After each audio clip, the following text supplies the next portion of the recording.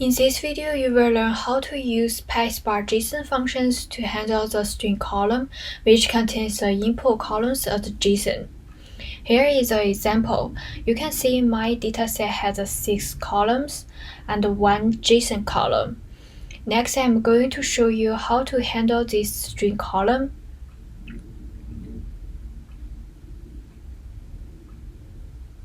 There are 3 steps. First, you need to get a simple string from JSON string column and use a schema of JSON, followed by these 2 commands. And instead of your JSON column's name and instead of your data frame name here. So the collect, this means get the data frame data from Spark into the driver.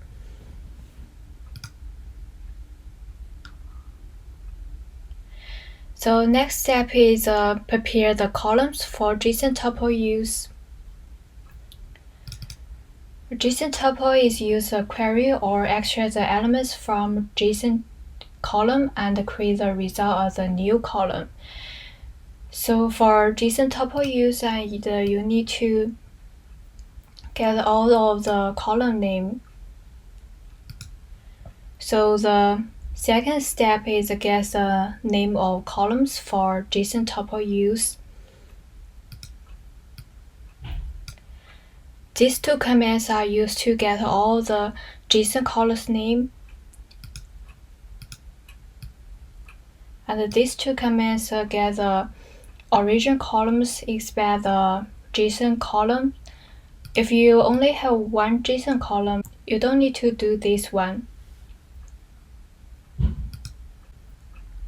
After you get all of the column name, you can use a JSON tuple to query the elements from a JSON column and create the result as a new column, then convert to data frame.